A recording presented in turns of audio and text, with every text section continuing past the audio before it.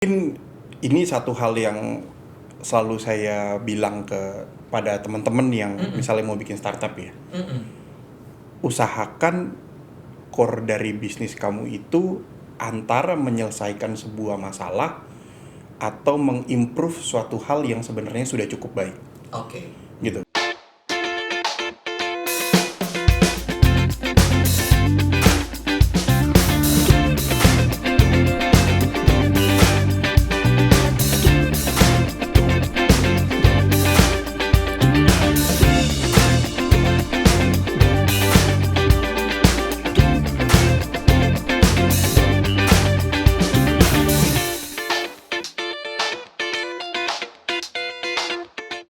Kita ketemu lagi dalam podcast Swiss German University. Seperti episode-episode sebelumnya, kita akan membahas berbagai isu-isu terpenting yang ada di sekitaran masyarakat.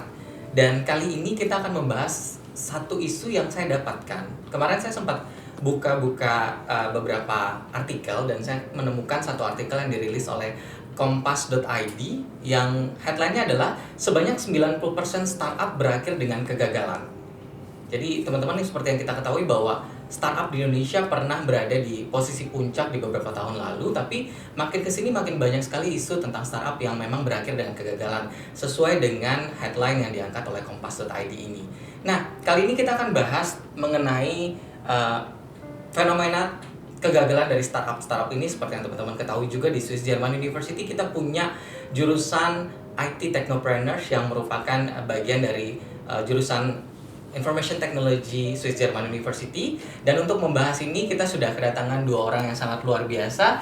Kita punya di sini Bapak Associate Professor Bapak James Purnama. Selamat datang Pak. Terima kasih Dan Mas. kita juga punya Kak Randy Antoni di sini. Beliau merupakan alumni Swiss German University tahun 2010 dan saat ini merupakan co-founder dari Republik Media Kreatif yang merupakan official partner dari Google Playbook, begitu ya Mas ya? Ya.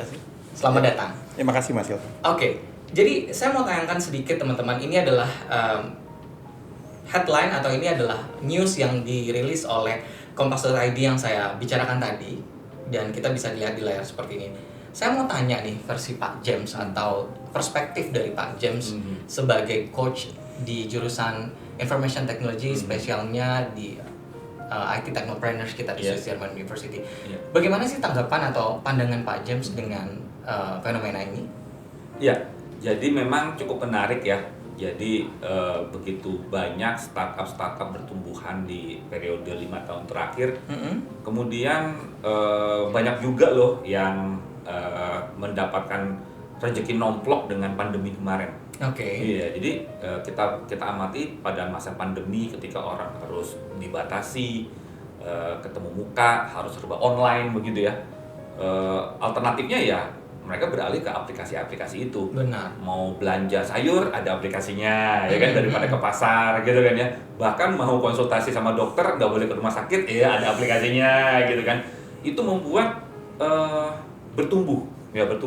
Dan memang dasarnya kalau orang-orang IT itu kan kreatif dan bisa melihat peluang begitu kan ya, mulai bertumbuh dan itu gayung bersambut dengan investor-investor yang langsung menggelontorkan investasi mereka untuk menumbuh kembangkan startup di era pandemi seperti itu. Oke. Iya. Namun kalau dilihat fenomenanya, kenapa kok setelah pandemi berakhir itu banyak yang berguguran? Oke. Gitu. Karena ternyata landasan, kalau saya pribadi melihat landasannya itu tidak kokoh. Landasan apanya? Landasan bisnisnya. Oh, oke. Iya, jadi dari segi teknologi, software programmingnya, aplikasinya itu hebat-hebat gitu ya. Ya, tetapi mereka hanya melihat fenomena sesaat saja. Benar. Iya, yaitu lagi pandemi nih, semua orang pasti butuh online nih, terbatas nih, nggak boleh ketemu tatap muka.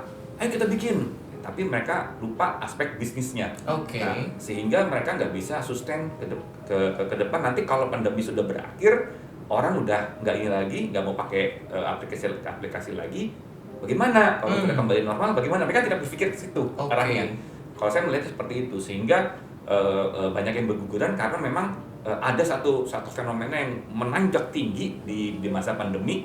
Begitu pandemi selesai, langsung turun lagi. Oke, Gitu jadi dengan kata lain pandangan saya. mereka siap dalam segi teknologi, tapi mereka tidak agile dari segi bisnisnya ya Pak James, Iya, ya? begitu kondisi ekonomi berubah, kondisi eksternal berubah, itu mereka kaget sendiri gitu kan. Oke, jadi ini Iya. mirip-mirip dengan fenomena beberapa bisnis yang ternyata hanya musiman. Iya. Mereka siap dengan pada musim tersebut misalnya Iya. laku, tapi Hmm. setelah itu kontinuitasnya tidak bisa karena mereka Betul. tidak punya fondasi di bidang bisnisnya begitu Iya, ya Pak James, betul, ya? betul sekali. Oke, ini perspektif dari Pak James, seorang coach di Iya. bidang IT Technopreneur. Saya mau ke Kak Randy di sini sebagai pelaku nih, seorang co-founder dari startup bisnis tentunya yang Iya. yang luar biasa, merupakan official partner dari Google Playbook tentunya. Ya.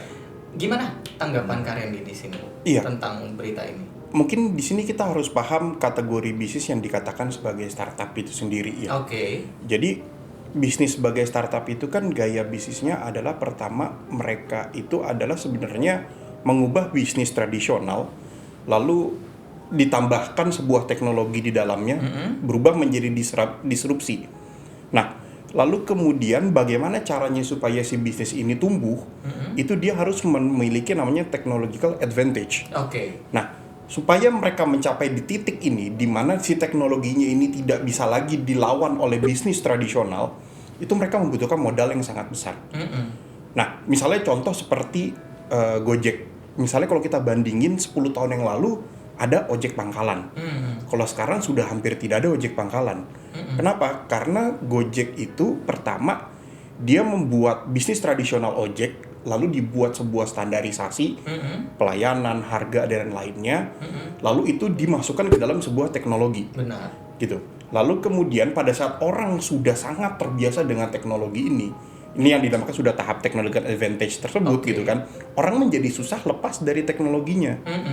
Nah, cuman sekarang para startup yang tumbuh mungkin baru belakangan, sebelum mereka sampai ke titik ini, mereka sudah kehabisan bensin. Oh, oke. Nah, pada saat mereka sudah kehabisan bensin, mereka tidak buru-buru shifting menjadi bisnis yang tradisional. Gini, ini kenapa? Karena para startup itu bahkan level yang sangat besar seperti Shopee pun mereka sampai saat ini kan masih bleeding, gitu.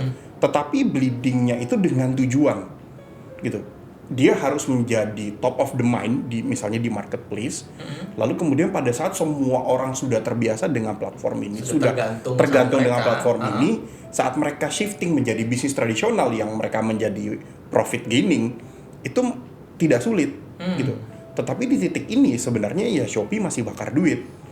Nah, tapi kemudian kalau misalnya sekarang nih ada bisnis yang sebenarnya belum siap sampai di level itu, lalu bergaya seperti startup, yang terjadi apa? Ya pasti mereka akan bayar uang, hanya mengandalkan uang investor, karena bisnisnya sendiri belum profitable. Nah, pada saat setelah pandemi selesai, lalu muncullah prediksi-prediksi ekonom bahwa ini akan ada resesi ekonomi besar-besaran dan segala macam, semua investor itu ngerem. Pada saat semua investor ngerem, sebagian besar startup kehilangan mata uang pendapatan nomor satunya dia, yaitu uang investor. Benar.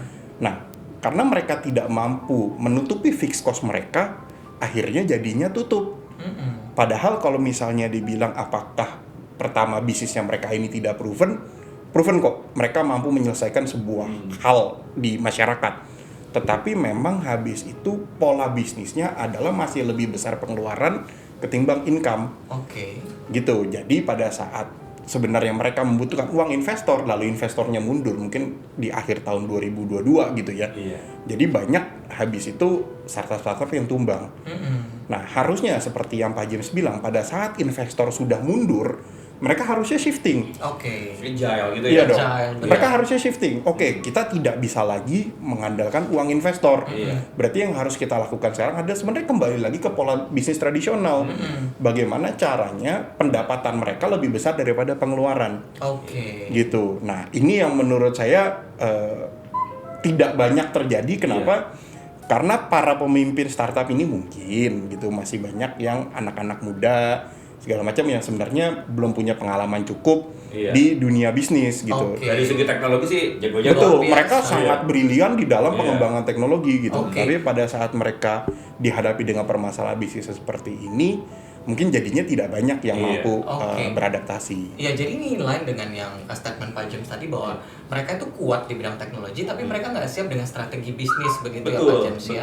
Betul. Oke, jadi ini inline tentunya dengan salah satu study program kita di Iya. Swiss German University, yaitu IT Technopreneurs. Bagaimana beberapa tahun lalu kita buka ini, mungkin Pak James sedikit Iya. bisa bercerita bahwa kita buka ini untuk mengatasi hal-hal seperti ini ya Pak. Ya, Betul. bagaimana seorang yang memang kuat di bidang teknologi, tapi mereka nggak punya fondasi bisnis dan akhirnya mereka menghadapi hal seperti ini dan akhirnya mereka nggak siap gitu ya Pak ya. Iya, betul sekali. Boleh cerita nggak Pak James sebenarnya bagaimana sih jurusan IT Technopreneurs ini dan bagaimana SGU mempersiapkan dari student dan lulusan-lulusan kita untuk menghadapi fenomena-fenomena Betul. seperti ini Pak? Iya, persis seperti yang tadi dibahas sama Mas Randy bahwa sering banget itu lulusan dari IT study program, dari sarjana komputer baru lulus, itu jago banget di teknologinya, di software programmingnya dan sebagainya.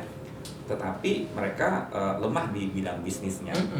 Jadi ketika mereka membangun sebuah startup, ketika mereka harus menghadapi kenyataan bahwa wah ini sudah saatnya nih kita berubah, sudah saatnya kita menyesuaikan model bisnis kita, itu mereka sama sekali nggak ada bayangan. Oke. Ya, mereka sama sekali nggak ada panduan mereka harus ngapain. Nah dari situ sebenarnya kami juga terutama dengan Mas Randy kita juga mengamati ya banyak banget alumni dari kampus SGU yang jurusan IT, mereka mendirikan startup dan modal nekat aja gitu kan, yang penting jago pemrograman komputer, jago bikin aplikasi begitu, ya bikinlah startup gitu kan ya. Nah mereka dari situ mereka mulai kasih feedback kepada kita, Pak James ini kok kayaknya saya nggak ngerti deh ilmu keuangan, ilmu marketing, gitu kan, ilmu manajemen saya nggak ngerti, apalagi akuntansi, ngeblank banget ya untuk ngitungin pajak segala macam, aduh susah banget katanya gitu kan ya. Dari situ kita mulai membuat satu kurikulum baru bahwa ini sudah saatnya kalau orang yang cita-citanya mau mendirikan startup itu nggak bisa atau hanya dikasih ilmu di bidang teknologi IT saja. Benar. Dia harus diperlengkapi dengan ilmu tentang bisnis manajemen. Sehingga mulailah kita berkolaborasi dengan fakultas bisnis. Benar. Iya kan, kalau Oke. IT kan tadinya di fakultas engineering IT kan. Kita kolaborasi, kita diskusi, kami berkonsultasi sama dosen-dosen di fakultas bisnis. Gayung bersambut, mereka bilang betul sekali. Iya, banyak sekali orang-orang dari bidang teknik ketika mau mendirikan perusahaan itu mereka bingung dan biasanya mereka lanjutnya ke S2-nya gitu kan. Iya, S2-nya betul. langsung jadi manajemen Ambil gitu kan ya. Iya.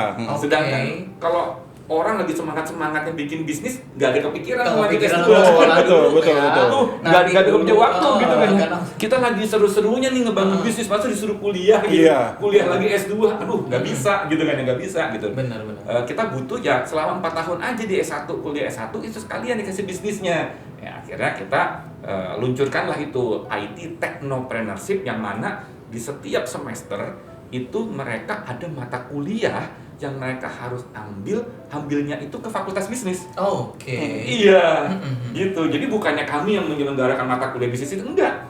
Justru kami minta izin, boleh nggak anak kami yang mengambil IT Technopreneur mengambil beberapa mata kuliah di sana setiap semester. Dan mereka bergabung. Nah dari situ mereka mulai merasakan, iya Pak, dengan kami bergabung ke kelas dari bisnis manajemen, kita wawasannya berkembang.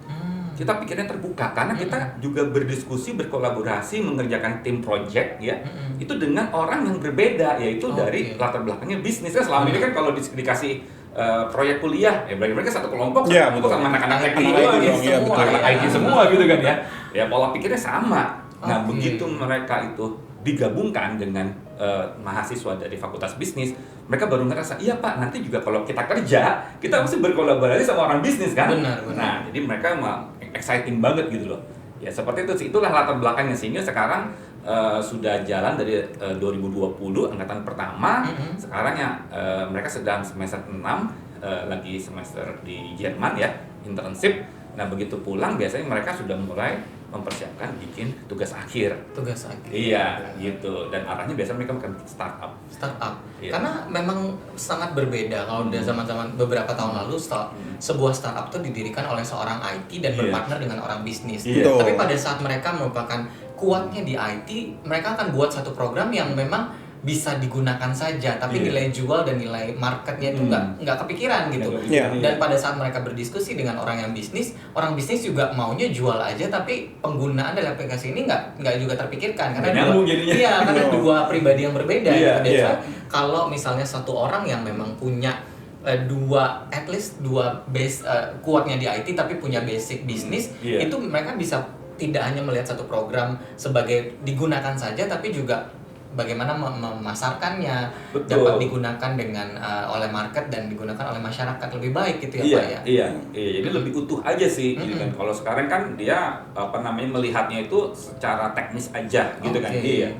Jadi sebenarnya belum 15 menit perbincangan ini udah terjawab sebenarnya Pak Jim. Jadi kalau misalnya banyak sekali berita dan salah satunya diangkat dari Kompas.id ini merupakan banyak sekali perusahaan startup yang akhirnya gulung tikar, itu karena memang mereka tidak punya basic bisnis yang baik. Mungkin orang IT-nya berpartner dengan orang bisnis tentu, tapi yang balik lagi tadi yang saya informasikan bahwa masing-masing punya keunggulan masing-masing dan akhirnya menyatukan itu kan nggak gampang.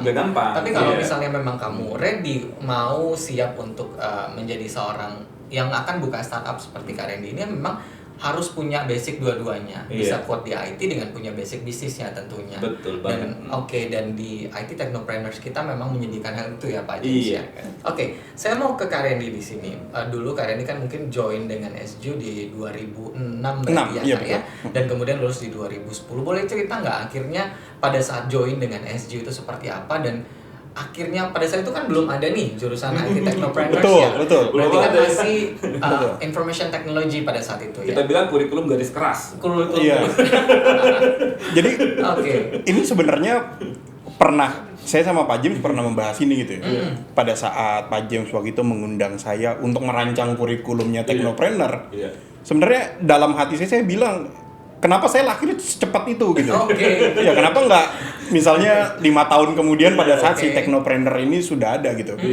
Karena pada saat tahun 2012 itu saya mulai membangun bisnis, itu sebenarnya sangat kewalahan sekali dari sisi bisnisnya itu. Jadi kepalanya saya itu bener-bener programmer banget ya, karena tadi ya itu kurikulum zaman dulunya itu bener-bener ya kamu lulusnya jadi programmer gitu kan. Jadi kita itu bahkan untuk hal-hal yang simple, entah bagaimana di kepala kita itu selalu, ayo kita coba selesaikan masalah ini dengan program. Benar. Nah, pada kenyataannya dunia bisnis tidak selamanya diselesaikan dengan program. Benar. Gitu. Misalnya contoh, saya perlu input 20 data doang gitu. Nah, cuman memang saya tahu, ini harusnya bisa diinput jadi program. Tapi ketimbang saya bikin program, saya butuh waktu 1 minggu. Kalau di input manual mungkin ini cuma 2 jam. Benar. Gitu kan. Itu sudah selesai, sudah men-solve permasalahan ini. Cuman karena di kepala saya waktu itu adalah segala sesuatu itu adalah program itu adalah dewa gitu kan. Jadinya semua tuh harus bikin programnya dulu.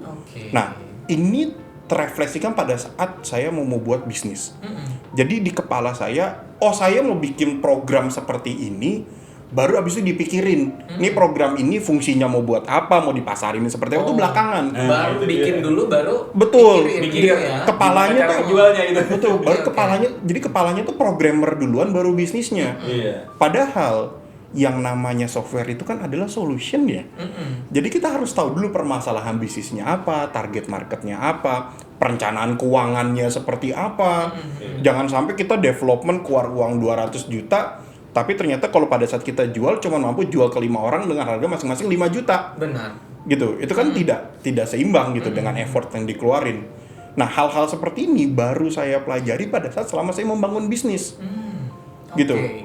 Nah, makanya pada saat ngobrol sama Pak James lalu mencoba melihat, wah ada kurikulum seperti ini segala macam. Saya mikirnya itu kenapa saya lahir kecepatan. Gitu. Baru sekarang mau dibikin gitu.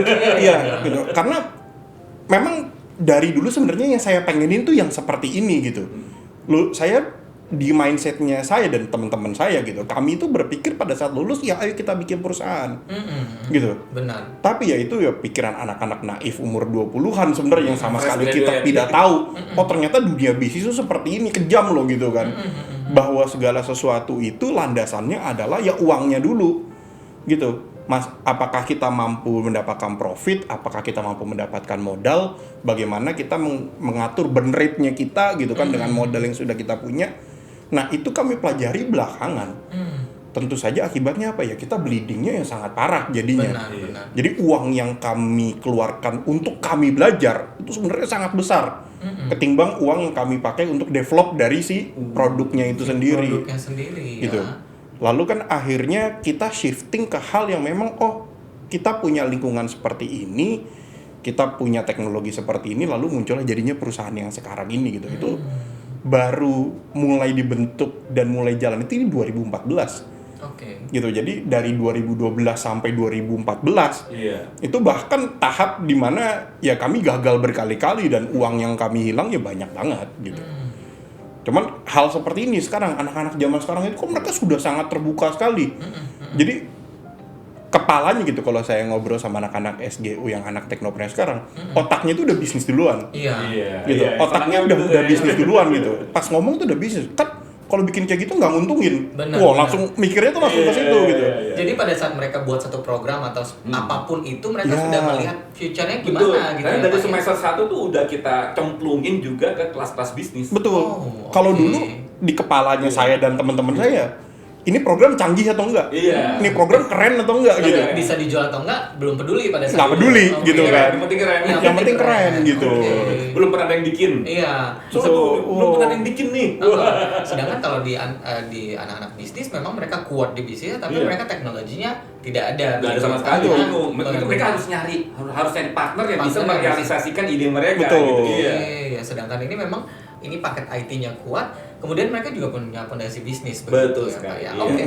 Tadi Kak Randy lulus di tahun 2010 dan memang belum punya ilmu bisnis dan akhirnya bleedingnya luar biasa, akhirnya berproses gitu. Berkali-kali Kak Randy mengungkapkan statementnya bahwa berdiskusi dengan Pak James yang merupakan pasti dosen pada saat itu kan yang masih bukan partner bisnis, tapi dari sini teman-teman bisa kita lihat bahwa salah satu core value Swiss German University yang merupakan lifelong coach benar-benar diamini oleh Kak Randy di sini. Iya, betul. Nah, saya penasaran Pak James, bagaimana tadi Kak Randy mengatakan bahwa dari 2010 membangun bisnis tetap berkonsultasi dengan Pak James yang merupakan memang DNA kita merupakan dosen-dosen atau coach-coach kita mendampingi walaupun itu sudah jadi alumni Pak. Nah, selain hal seperti itu apa sih sebenarnya yang dipersiapkan oleh Swiss German University terhadap lulusan-lulusan kita di tentunya spesialnya di IT Technopreneurs Pak? Iya. Sebenarnya kita mempersiapkan yang namanya pertama itu adalah mentalnya dulu, karakternya dulu kita kuatin.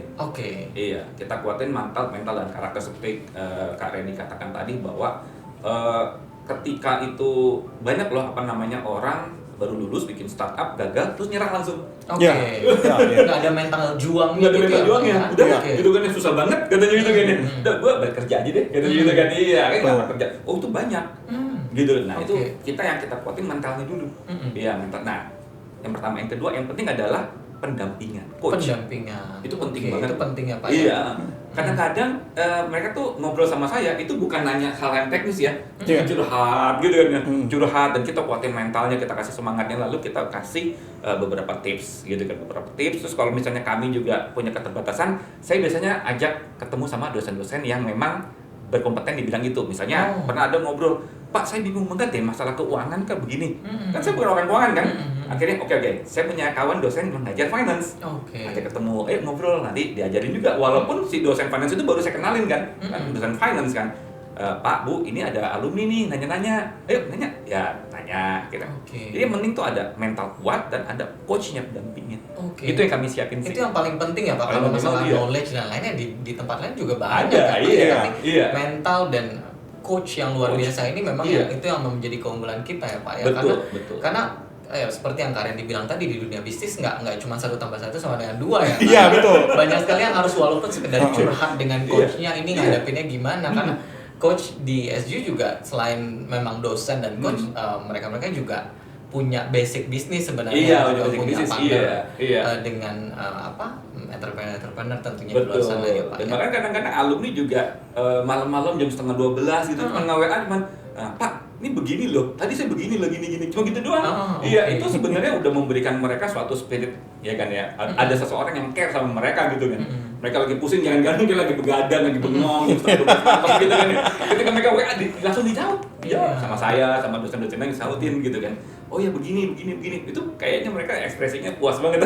Padahal alumni loh ya, Pak, Alumni. ya. Ini adalah lifelong coach Pak yang memang tidak didapatkan Iya. di universitas lain yang Iya. coach itu ya sampai kapanpun ya Pak. Iya, Dosen iya, itu iya. berhenti pada saat kalian wisuda, tapi coach itu sepanjang hidup mungkin ya Pak. Iya, ya. betul. Oke, terakhir karena kita sudah di penghujung podcast kali ini, saya minta final statement atau closing statement dari Kak Randy untuk teman-teman yang mendengarkan atau menonton podcast kita ini yang berniat nih mau jadi seorang pebisnis atau mau buka startup, tapi ragu dengan banyak sekali berita-berita tentang kegagalan startup saat ini. Oke. Ke Kak Randy dulu, baru setelah itu ke Pak James. Oke, mungkin ini satu hal yang selalu saya bilang pada teman-teman yang misalnya mau bikin startup ya. Usahakan core dari bisnis kamu itu antara menyelesaikan sebuah masalah atau mengimprove suatu hal yang sebenarnya sudah cukup baik. Oke. Gitu. Jadi pada saat kita bergerak di bidang teknopreneur, teknologi itu tidak mungkin berjalan sendiri. Teknologi itu adalah pendamping dari manusianya, gitu. Pada saat si manusia merasa teknologi ini tidak memberikan benefit apapun, pasti mereka tidak akan menggunakan. Dan pada saat mereka tidak menggunakan, pasti kita tidak bisa menjual ini sebagai sebuah produk, gitu. Jadi pertama pikirkan dulu apa permasalahan yang pengen kita selesaikan, atau pikirkan apa hal yang saat ini sebenarnya sudah ada tapi ingin ditingkatkan. Kalau dari saya sih itu aja tipsnya. Luar biasa. Iya. Pak James sekarang. Kalau saya sederhana, dan itu selalu saya ulang-ulang sama mahasiswa saya, bahwa begini, setiap orang itu mempunyai bakat dan talentanya masing-masing. Ketika kamu dalam satu kelas, misalnya ada 30 teman begitu ya, dalam satu kelas, jangan pernah melihat temenmu ini lemah di matematika nih, nggak bisa ngoding, nggak bisa membuat program gitu kan ya. Kalau saya jago gitu kan. Jangan pernah kamu mempunyai pandangan seperti itu. Ya. Kenapa? Karena nanti ketika kamu lulus, ketika kamu membangun usaha, itu pasti kamu membutuhkan partner. Ya, membutuhkan partner. Yang mana partner itu saling mengisi. Ya. Ketika ada orang kuat di programming, tapi mungkin aja dia lemah di bisnis. Iya. Ketika orang kuat banget di bisnis, mungkin aja dia biasa-biasa saja di programming. Nah, ketika dia mempunyai satu tim yang kuat, ya tim yang kuat, maka ketika dia membangun sebuah startup itu bisa menyelesaikan dari banyak aspek, ya dari aspek programming, dari aspek bisnis, dari aspek manajemen dan sebagainya. Nah, kadang-kadang itu biasanya mahasiswa semester 1 itu mereka suka ibaratnya ego gitu kan ya. Wah, ini geng Berkompetisi ya, iya, Pak ya. ini gengnya anak pintar Oke. programming. Ya. Ini Yang itu enggak gitu kan ya. Pada kenyataannya seringkali justru mungkin Kak Randy yang tahu teman-teman seangkatannya gitu ya. Teman-teman waktu dulu kuliah tuh mungkin biasa-biasa saja gitu. Malah mungkin sekarang mereka berhasil membangun startup bisnisnya. Begitu loh. Dibandingkan teman yang jago banget programming, ya kan? Ya itu ya jadi programmer, nggak apa-apa juga sih. Cuman kan masing-masing ada jalurnya masing-masing. Jadi saya ingin tekankan technopreneurship itu adalah sebuah jurusan yang cocok untuk anak yang memang dia suka ya di bidang bisnis, tetapi dia juga suka di bidang IT. Oke. Iya, kamu harus menghargai dua bakat itu. Luar biasa. Iya. Terima kasih Kak Randy dan Iya. Pak James Terima kasih, sudah Mas hadir di Ilham. podcast kali ini. Kita sampai di penghujung podcast kali ini. Terima kasih sudah mendengarkan dan menonton podcast Swiss German University. Kita ketemu lagi dalam podcast selanjutnya.